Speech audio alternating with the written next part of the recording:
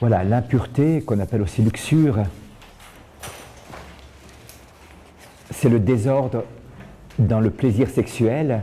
On l'a vu un petit peu, le plaisir sexuel, c'est le plus grand des plaisirs que l'homme peut ressentir parce qu'il couronne le plus grand des biens, c'est-à-dire le don de la vie, dans l'amour des conjoints. Il n'y a jamais un plaisir aussi grand dans l'acte de manger ou de boire.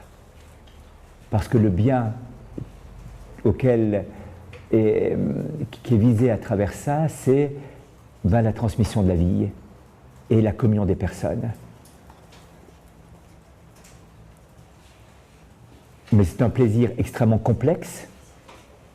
C'est un plaisir qui n'est pas la fin de l'acte. Voyez-vous ? La fin de l'acte, c'est la communion des personnes et l'ouverture à la vie. Et il est rattaché à l'acte comme de surcroît. Si je prends un exemple, vous aimez les coquilles Saint-Jacques et vous mangez vos coquilles Saint-Jacques. Mais vous avez un grand rhume et vous avez perdu le goût parce que vous avez pris des pastilles et vous êtes complètement pris. Ça, des coquilles Saint-Jacques. Ben, vous ne sentez plus rien. Vous avez faim, vous allez quand même manger, même si le goût n'est pas là, voyez-vous. Et certains perdent le goût après des thérapies, des chimiothérapies ou des rayons comme ça. Voilà, ils vont continuer à manger. Ah ben, comme je ne sens plus la nourriture, j'arrête de manger. Non, le plaisir de manger n'est pas la fin du manger. Auquel cas, je serais dans le vice de la gourmandise à ce moment-là. Le plaisir du manger est rattaché à l'acte de manger dont la finalité est de nourrir mon corps et de prendre des forces et d'énergie.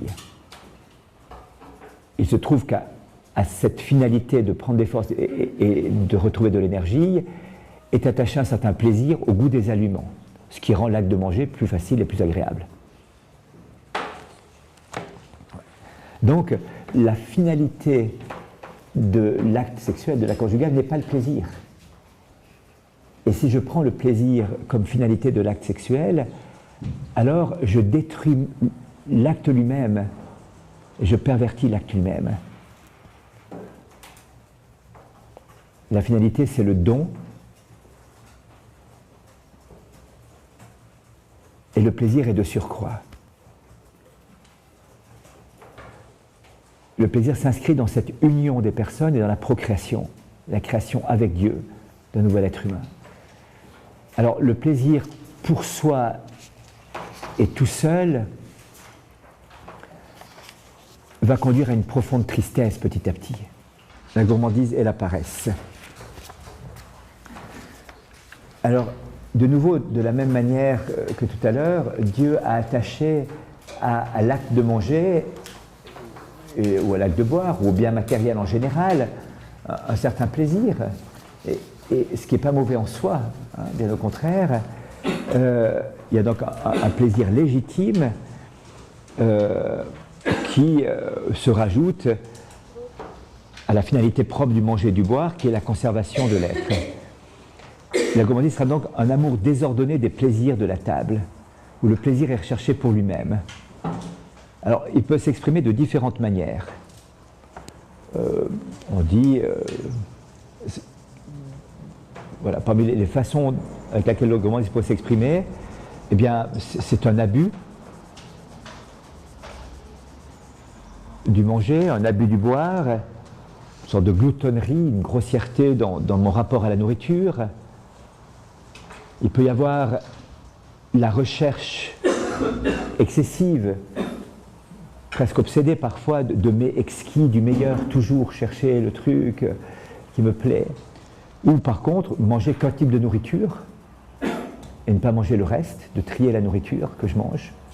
Je n'ai pas l'impression d'être gourmand si je mange toujours au McDo, mais si je ne peux pas manger ailleurs, ben oui, il y a une gourmandise qui est là. Ou s'il y a tel type de nourriture que je ne mange jamais, ben, quelque part, il y a une gourmandise qui est là. Alors, si c'est pour des raisons de santé, c'est possible.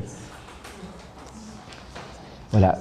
Manger en dehors des temps qui sont prévus pour les repas, par exemple.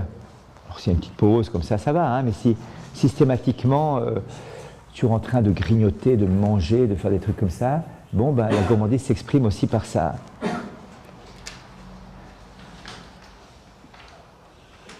Voilà, donc on voit un petit peu ce que ça va être. Donc la gourmandise n'est pas ce qu'on dit habituellement, apprécier les bonnes choses. Je suis gourmand, j'aime bien, vous savez, mon père, je suis gourmand, j'aime bien ça. Ah, vous avez bien raison d'aimer ça. Maintenant, si vous ne recherchez que ça, vous ne voulez que ça, alors là, oui, il peut y avoir quelque chose. Je ne peux pas vous passer de ça, oui, là, vous êtes gourmand. Mais si vous appréciez quelque chose de bon, et quand c'est là, vous vous réjouissez, et quand c'est pas là, bah, vous acceptez volontiers, et quand c'est là, vous en mangez juste ce qu'il faut, très bien, il n'y a aucune gourmandise.